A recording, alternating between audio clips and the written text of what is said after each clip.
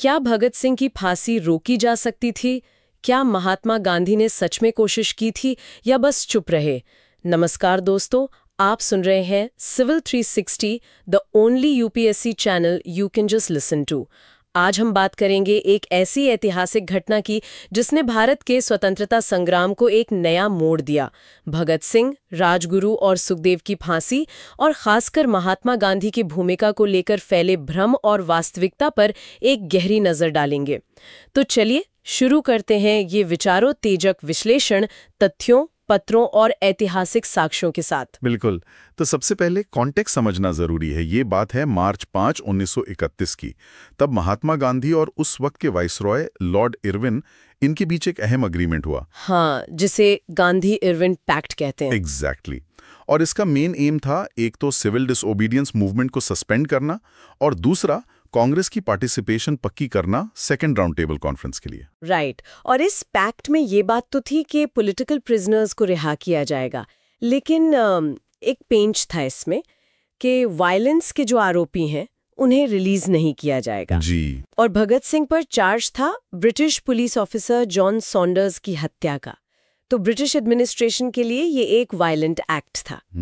यहीं से मतलब मामला पेचीदा हो जाता है। तो सवाल यही है कि गांधी जी ने फिर भगत सिंह के केस में स्पेसिफिकली क्या किया? क्या उन्होंने शर्त रखी? देखिए, जो रिकॉर्ड्स मिलते हैं, लेटर्स हैं, मीटिंग नोट्स हैं, उनसे ये लगता है कि गांधी जी ने फांसी रुकवाने को पैक्ट की कोई मैंडेटरी कंडीशन, मतलब शर्त नहीं बनाया। क्यों नहीं बनाया? उन्हें शायद ये लगा, उनका असेसमेंट था कि इस पॉइंट पर अगर अड़ गए तो पूरी नेगोशिएशन ही मतलब डीरेल हो सकती है, पटरी से उतर सकती है। अच्छा। हाँ, लेकिन उन्होंने वाइसरॉय इरविन के सामने ये मुद्दा उठाया, रिपीटेडली उठाया। हाँ, मैंने भी पढ़ा है। जैसे फरवरी 18, 1931 को गांधी जी ने इरविन से मुलाकात की और कहा कि ह्यूमैनिटेरियन ग्राउंड्स पर, इंसानियत के नाते, फांसी को कम से कम पोस्टपोन कर दें। जी हाँ। और इरविन का जवाब था कि सजा कम करना, मतलब कम्यूटेशन, तो डिफिकल्ट है, पर हाँ, पोस्टपोनमेंट पर वो विचार कर सकते हैं, ऐसा उन्होंने कहा। फिर और भी मुलाकातें हुई। मार्च 19 को गांधी जी ने फिर ये मैटर उठाया।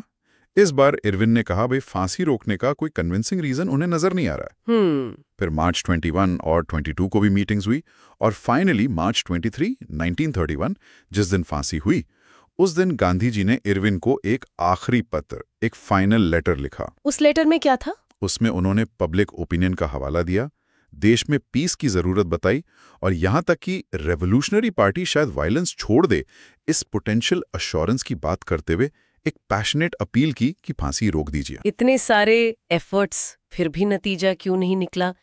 क्या दिक्कतें थी, मतलब लिमिटिंग फैक्टर्स क्या थे? हाँ, कई चीजें थी, कई फोर्सेस थी जो काम कर रही थी। सबसे पहला तो था आइडियोलॉजिकल डिफरेंस, है ना? हाँ, वो तो था ही। गांधी जी नॉन वायलेंस में मानते थे और भगत सिंह रेवोल्यूशनरी वायलेंस में। बिल्कुल। गांधी जी नॉन वायलेंस के स्टॉन्च बिलीवर थे, जबकि भगत सिंह और उनके साथी मानते थे कि रेवोल्यूशनरी वायलेंस भी फ्रीडम स्ट्रगल का एक लेजिटिमेट टूल हो सकता है। गांधी जी ने उनके तरीकों को कभी एंडोर्स नहीं किया, लेकिन हाँ, उनकी पेट्रियोटिज्म की रिस्पेक्ट जरूर करते थे। तो ये फंडामेंटल डिफरेंस बातचीत में कहीं ना कहीं तो आया होगा। और दूसरा बड़ा फैक्टर शायद ब्रिटिश एडमिनिस्ट्रेशन का प्रेशर था, है ना? ओ एब्सोल्युटली, बहुत ज्यादा प्रेशर था। पंजाब के जो ब्रिटिश पुलिस ऑफिसर्स थे, वो जबरदस्त लॉबिंग कर रहे थे फांसी के लिए, यहां तक कि रेजिग्नेशंस की थ्रेट दे रहे थे। अच्छा जी। और वाइसरॉय इरविन पर ब्रिटिश गवर्नर्स का भी प्रेशर था। ब्रिटिश एस्टैब्लिशमेंट ये बिल्कुल नहीं चाहता था कि ये मैसेज जाए कि उनके ऑफिसर के किलर्स को बख्शा जा सकता है। उनके लिए ये प्रेस्टीज और कंट्रोल का मामला था। और इसमें भगत सिंह और उनके साथियों का अपना रुख भी तो देखना होगा। हाँ, ये भी एक अहम पॉइंट है। वो लोग किसी तरह की मर्सी पिटिशन या कंसेशन के मूड में थे ही नहीं, बल्कि उन्होंने तो खुद को प्रिजनर्स ऑफ वॉर बताकर फायरिंग स्क्वाड से एग्जीक्यूशन की डिमांड की थी। हाँ, ये भी बात आती है। रिपोर्ट्स ये भी हैं कि गांधी जी ने आसफ अली को जेल भेजा था, ये कोशिश करने कि भगत सिंह वायलेंस छोड़ने का कोई प्रॉमिस कर दें ताकि ब्रिटिश से बात करने में कुछ लेवरेज मिले। बट वो अटेम्प्ट फेल हो गया। तो मतलब काफी कॉम्प्लेक्स सिचुएशन थी। एग्जैक्टली।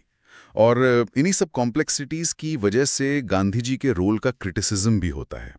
क्रिटिक्स कहते हैं कि गांधी जी कम्यूटेशन यानी सजा माफी से ज्यादा पोस्टपोनमेंट, मतलब टालने पर फोकस कर रहे थे, और उन्होंने सफिशिएंट प्रेशर नहीं डाला। और सपोर्टर्स क्या कहते हैं?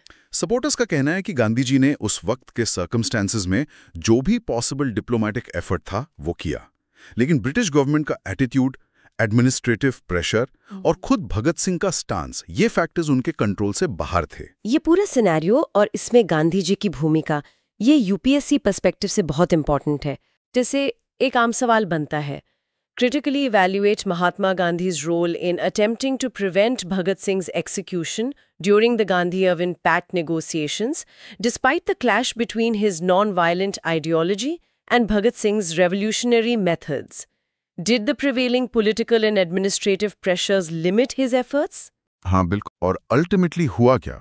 तमाम कोशिशों और अपील्स के बाद भी मार्च 23, 1931 की शाम को स्केड्यूल टाइम से पहले ही भगत सिंह, राजगुरु और सुखदेव को लाहौर सेंट्रल जेल में फांसी दे दी गई। और उसके बाद देश में बहुत गुस्सा था, है ना? स्पेशली युवाओं में जबरदस्त एंगर था।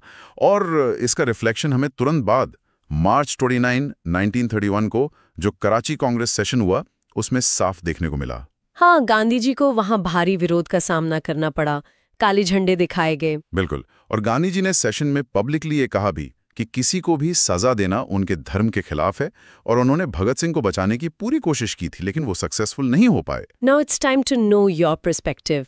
क्या आपको लगता है कि महात्मा गांधी चाहकर भी भगत सिंह की फांसी को रोक सकते थे, या फिर परिस्थिति और विचारधारा इतनी जटिल थी कि कुछ भी करना संभव नहीं था? अपने विचार नीचे कमेंट सेक्शन में जरूर बताइए। अगर ये वीडियो जानकारीपूर्ण लगा हो तो लाइक करें, शेयर करें और सब्सक्राइब करें सिविल 360 को। मिलते हैं अगले एपिसोड में एक और जरूरी मुद्दे के साथ।